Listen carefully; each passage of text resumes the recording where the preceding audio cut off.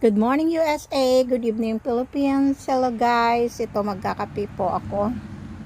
Yan, ang kape ko po ay Amazing Coffee.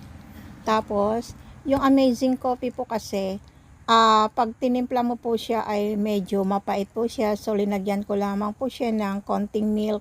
Yung milk po na non-fats. Excuse me, yung powder na milk po dito.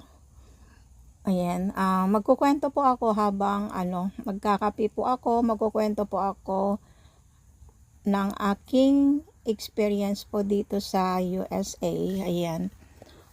Yun nga po. Meron po akong asawang Black American.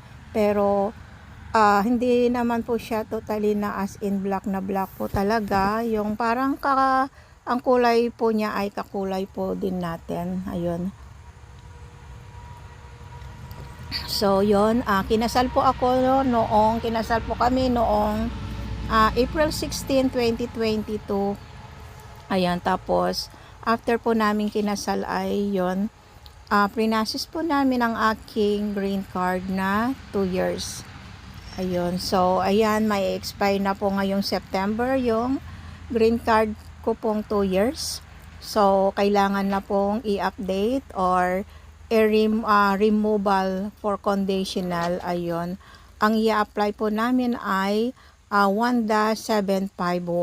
Ayun, kung loloobin po ni Lord ay magiging 10 years po ang mag-aking green card, loobin ni Lord. Ayun, kwento ko lamang po base po sa aking experience po dito.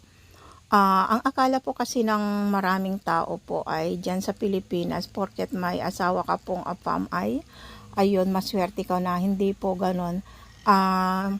Swerte-swerte lamang po ang pag-aasawa po ng AFAM, at swerte mo po kung ikaw po ay nakapag-asawa ng AFAM na nakakaintindi po sa buhay. Ayan, kasi hindi po ba ang iba po yung kultura po natin dyan sa Pilipinas at iba rin po yung kultura po nila dito.